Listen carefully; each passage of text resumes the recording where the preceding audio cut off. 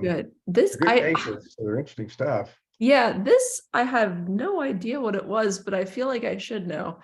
You know, it's really good. It's a good thing though. You probably know I'm crazy, and I got my law degree, and I'm having to take the bar examination now while I'm studying for that while I'm working and trying to have a life and all that kind of stuff. So I feel the same thing. You know, when they show me an essay of a fact pattern and stuff, sometimes you say, oh my, your heart goes right into your throat. Yeah. So you have to have an approach. It's the same thing here too. So when you take the exam, you want to feel like they're going to show you probably something that you don't know. So you need to just accept that. And then you say, okay, well, what's my approach? That at least suddenly your heartbeat goes down and you sort of a little calmer, and you say, okay, so I'm going to just kind of systematically go through. And if you kind of have an attack approach, the thing here, we only have really two things: inflammatory neoplastic, 9 patterns. In this legal thing, I've got like, 12 different law subjects I have to know, and I have to have each one's got its own. So the same thing here. So to start off, I mean, inflammatory neoplastic, all that kind of good stuff. Punch biopsy, not sure where we're at, just because we don't really see a lot of like, eccrine or, hair follicles or anything like that going around. But maybe like trunk proximal extremity. Yeah. The business is these like kind of, which I think is like neoplastic situation going on here in the dermis. Pretty like well circumscribed. Yeah, sometimes we don't have the whole thing like we talked about before. You can look at a subset, and if you see like this little small nodular aggregate down here, that is a nice round, well circumscribed, small little aggregation. So yeah, you'd say, well, it's probably a benign thing that's maybe comprised of multiple of those. So yeah, I agree with you there. That looks benign to me too, low power. And so next step would be, do you think it's more likely epithelial or non-epithelial, or maybe both actually here? Yeah, I think like it could be epithelial, like it could kind of give me like a glandular vibe. Yeah, it's definitely epithelial. And then you go to higher magnification, you can see the cells. Yeah, or maybe more of a follicular. Yeah, good. Actually, follicular. Yeah. They're basaloid, follicular. And so, when you get these sort of primitive stem cells that are in the outer rim of the sebaceous lobules, at the mantle zone of the hair follicle, at the papilla of the hair follicle, those kind of things, they kind of give you this basophilic morphology. That's basically where basal cells sort of comes from. So yeah, this would be more likely to be follicular, and it probably sort of primitive follicular, like maybe the hair bulb, or maybe if you think maybe at the mantle zone, those stem cells that kind of give rise to the hair follicle, or apocrine glands or sebaceous glands, that sort of thing. Yeah. And the other thing, though, what about the stroma? So we always talk about epithelial or non-epithelial. Right. It's a very cellular stroma. Yeah. And that's in these type of lesions, that's actually helpful finding. It's actually very common to see this type of thing. And notice how many fibroblast or spindle-shaped cells there are in this stroma here. It's a little bit mixoid, but it's got some, mature collagen bundles in here as well. So it's really kind of part and parcel of the lesion. And so when you see these follicular hamartomas, they almost always have got the stroma as part of the tumor or the lesion, if you will. A basal cell can give you kind of a fibromucinous stroma also, but usually it's got more mucin, and you get the clefting between the epithelium and the stroma. It's probably not really part of the neoplasm. It's maybe a reaction to the neoplasm. So it's a little different deal. So when you see something where like this little small nodular aggregation right here, you say, well, that's probably a lesion that's got the stroma and the little primitive follicular structures are kind of comprising the whole lesion. And that kind of makes sense when you think about a papilla of a hair follicle. It's got that fibrous stroma kind of around it. So this is a neoplasm that sort of the entire thing is involved, not just only the epithelium, but the stroma is part of the lesion also. I don't know if this would be like a trichoblastoma. Yeah, it's exactly what it is. Okay. Like, Trichoblastoma. yeah, with just how cellular it is. Yeah, and there's several different variants of trichoblastomas. There's some that sort of look like a giant sized trichoep. The thing that sort of differentiates them from classic trichotheliomas is that they're just more poorly differentiated. They're, they have more of well, I would say poorly differentiated, but they have these more primitive, stem cell-like differentiation. And then they have this prominent stroma like we see here. And they don't really have you don't usually get the little cysts. You don't usually get the calcifications. You get more of the stroma usually. There's some variants where you have, instead of these small little aggregations, you have these large nodular aggregations that have the same type of cells with them. And there's about 3 or 4 different variants of these. You don't really need to know all of those for your level of the board examination. But I would just recognize this looks a little bit different than a classic trichoep because it's got more primitive and it doesn't have little cysts or the little calcifications and those sort of things. And it's so primitive, it doesn't really have great papillary mesenchymal bodies. Maybe a little one here, but mostly they're just these little aggregations of these primitive hair papillae-like structures here. So yeah, trichoblastoma. So if they showed you something like this on the board, they probably would show you something like this, but I doubt if you'll get this, to be honest with you. It's a little bit on the esoteric side, but this one you could get for sure. Yeah. So I mean, this looks like a DFSP, I guess, or versus like a very cellular kind of DF. Yeah, now they might do something like that on there. So they might show you this. And the sort of reflex subtentorial, way of teaching this is you say, well, DFSP, differential diagnosis of dermatofibroma, it's really almost never really dermatofibroma. They almost, in my opinion, they don't really look like DFSP hardly ever at all. The cellular ones even, those have more angulated stellate cells. They don't have the fascicles of spindle cells. They have hemosiderin in them. They have perhaps erythrocytes, blood vessels. This is a solid spindle cell neoplasm. We really don't have a lot of vascularity to it. And this is a nice example of that sort of cartwheel or storiform pattern, basket weave, morphology. If you get fat involvement, and this actually probably is replacing the fat here. Over here too, it's basically just totally replaced it, and you get this residual honeycomb type involvement of the subcutaneous fat. You never see that with dermatofibroma. If the fat is involved in a DF at all, it's usually sort of these angulated, sharp V-like protrusions into the fat. You just never see replacement of the subcutaneous fat with this intercalation of these spindle cells between the fat cells themselves like this. It just doesn't happen. So I don't really think it's a very good differential. To me, a better differential in some cases is a more myxoid lesion, like a neurofibroma, for example, or sometimes desmoplastic melanoma can look like DFSP. And then if you get and there's actually the so-called Bednar tumor where you get melanocytes within the DFSP. So those are some of the variants of DFSP. And if you get a shaved biopsy of DFSP up in something like this, can be really very difficult to diagnose. I mean, if you just saw something just like you were down in this area, yeah, that might look like a dermatofibroma. But if you got like a full-blown biopsy that really shows full thickness involvement like we have here, it really doesn't look anything like a dermatofibroma. So they probably have a multiple choice. They might show you this, and they might have a dermatofibroma as a choice. They might have a few of those other things that we mentioned as choices. If you saw this pattern, really, though, never choose anything else. I mean, really, basically nothing else will do this. The only other thing they might ask about DFSP is the molecular genetics of DFSP, because it's fairly specific. Do you remember what that is by chance? Yeah, I actually did a case report on this. It's like the 17 to 22 translocation, like the PDGF,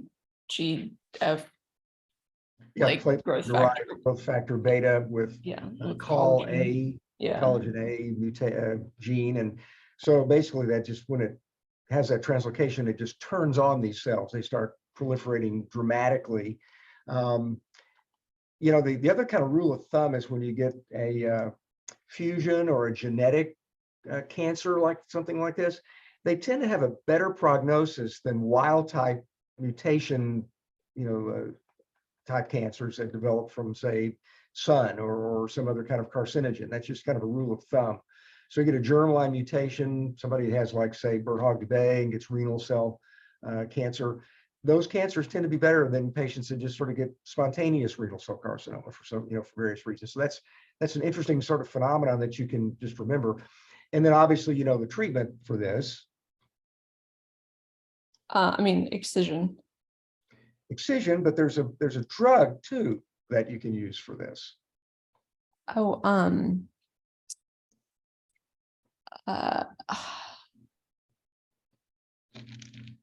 Imatinib. Oh, yeah, of course. Like the Gleevec works for this, and so you give them Gleevec.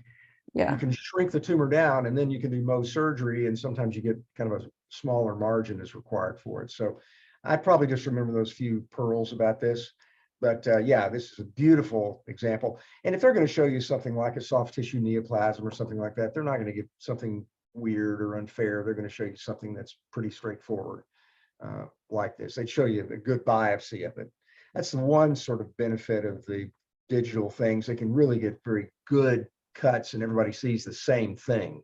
In the old days, you might get they do the best they could to get, they should have like 80 sections that they had to give to people, and you had to trade boxes of slides when I was taking it.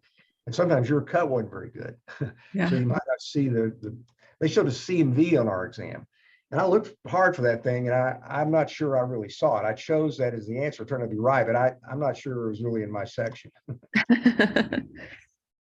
All right, so here we have a shave biopsy. And it's kind of a sort of, the business is just this neoplastic process going on in the epithelium. Good.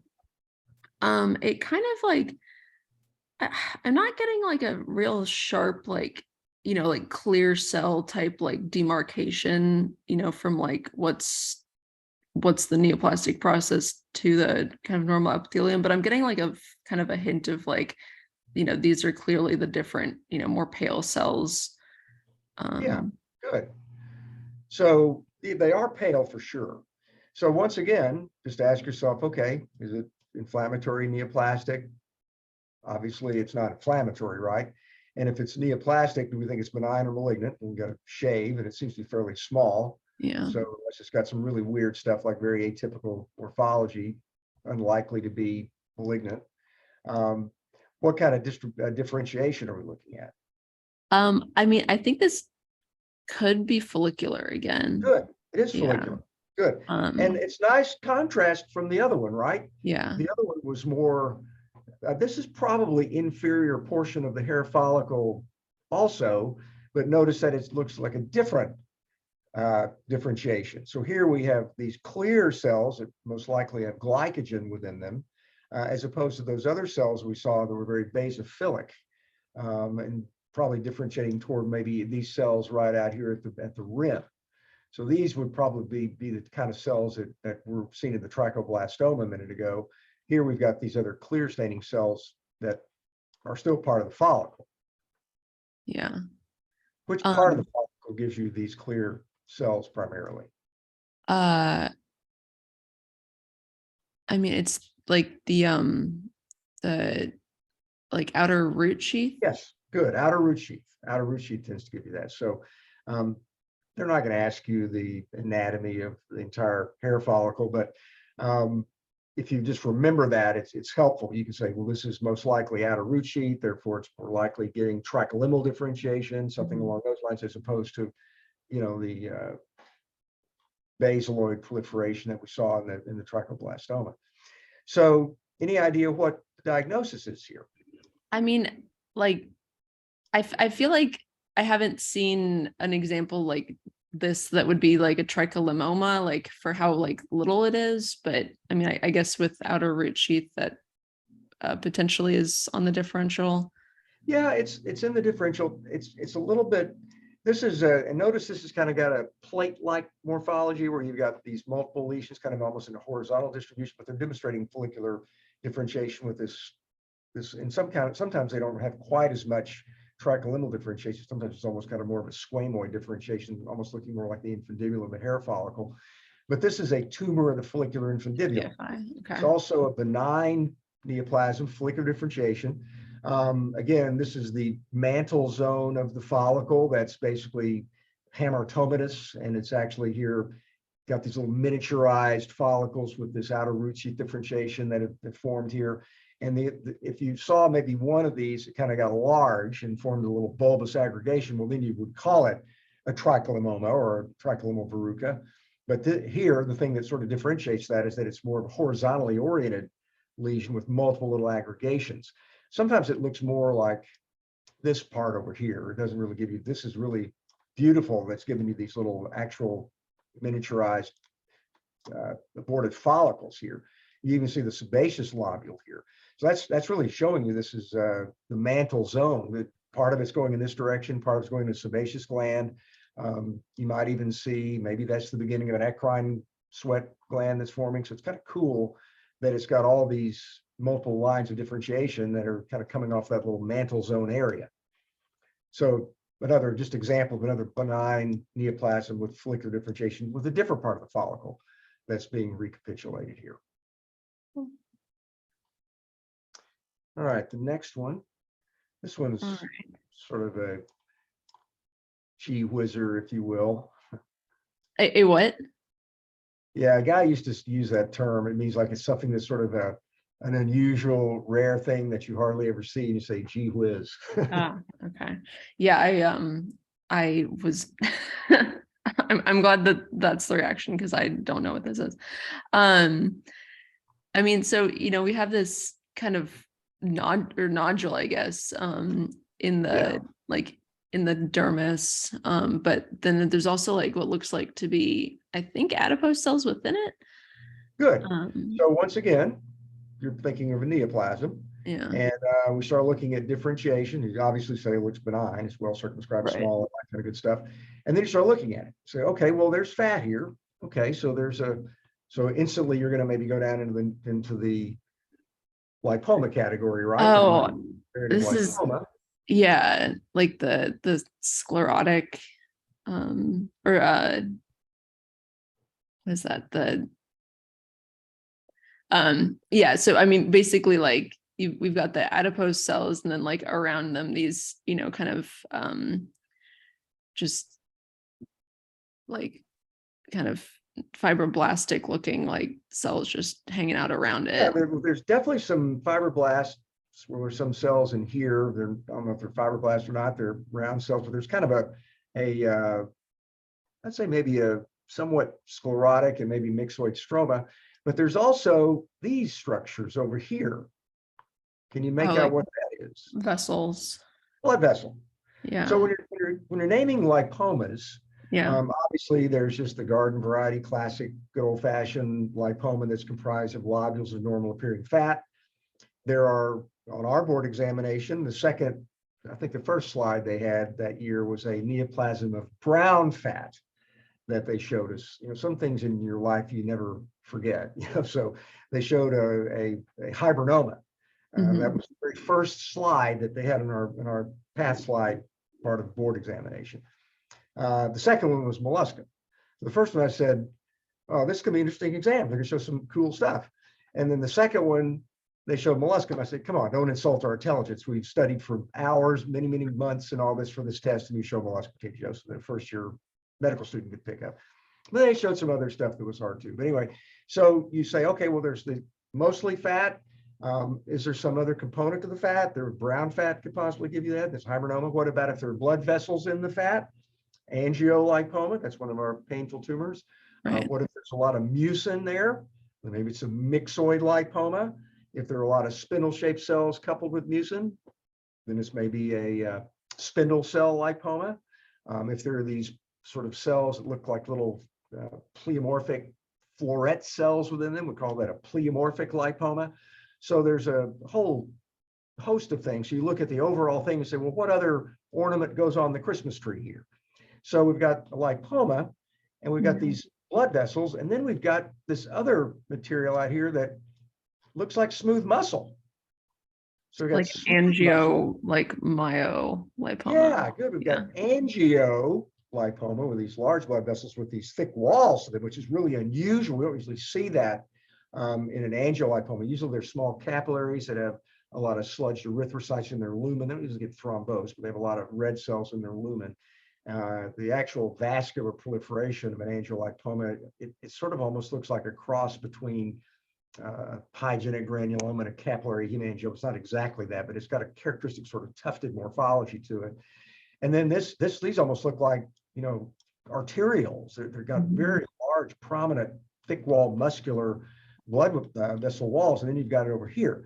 So yeah, so here this is a very rare. We don't see this in skin very often at all. So this is an angiomyolipoma, which is interesting. Now, the one question they might ask you about this is what disease is associated with this type of lesion here?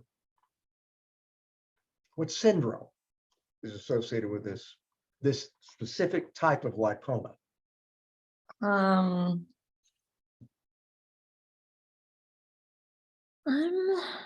It's usually seen in the renal area. In fact, I'm not even sure if you get this in the skin, it's really associated with that. I think there might have been a couple articles about that. It's classically when they do they're working the patient up, when they've got a systemic syndrome, they're going to make sure that any other disease anywhere else. They do CT scan or ultrasound, say, whoa, there's this lesion around their kidney in their adrenal gland area. And maybe they go in and do a biopsy and they see this, or maybe an autopsy. Oh, all the soup of different with TS, all those TS, good, tuberous sclerosis. Those crazy neoplasms that people get everywhere. Yes, that's the one to remember. Angiomyolipoma, yeah, tuberous sclerosis. Of course, they get the other stuff too. They get the shagreen patches, the angiofibromas in their face, the dental notching of their teeth, the enamel pits. They get so you obviously know all the stigmata. So make sure you know that. But remember this lesion, and if they were to happen to show it to you, you'd say, I've seen this now. I know that it occurs in association with, this is what it looks like. And that's what it looks like when you see the kidney. So the cutaneous ones have the association too? Not as the association is not as closely drawn in the skin lesions that get it, but it's super rare to see that in the skin. Yeah. We hardly ever see. We see gazillions more just regular angiolipomas than we see that. But if they showed you that and they said, what disease is associated with this, I would go ahead and say tuberous sclerosis is the right answer. Where's the last one we can do real quick if you want? I'll just kind of, so it's obviously a punch, near volar skin. It's got more of a diffuse pattern here. And as we go to higher magnification, I don't know if you can appreciate this, but these were neutrophils. There were some eosinophils here. There's some blood vessels here that have this sort of proliferation of these spindle-shaped cells around it. There's some nuclear dust. Any idea what the diagnosis is? I mean, like a vasculitis. Okay, good. It's a form of vasculitis. Right. It's a form of chronic vasculitis that if you leave it there for many, many months, even years in some cases, it forms these whorls of spindle cells around the pre-existing blood vessels, even more than you see here. Any idea what a chronic form of vasculitis, where you get these plaque-like yellowish nodules over the digits of the hands commonly, what the diagnosis is in that situation? I'm not sure. With certain diseases like strep infection, sometimes associated with HIV infection, sometimes. Oh, EDN. Close. Or sorry. No, I'm ED. Thank you. Yeah, Erythema. So that's what this is. So it's an interesting example. Usually it's a little bit funny because usually that gets this area of the skin too. It's almost a little bit deep, and it's sort of it's not as good as some examples we have, but we don't see it very commonly. So we just wanted to put it in here. So this is ED. Make sure you know the diseases that are associated with ED, and make sure you understand that if you biopsy it on the face, the same almost virtually the same histology seen in granuloma faciale as an EED that's biopsied on the acral skin. So you get same morphology, just different clinical morphology. So histologically, that usually gives you a few more eosinophils, and this can give you a lot of eosinophils as well. So that was EED. All All right. right, have a good day. Take care. Have a great day. Thanks. Bye-bye.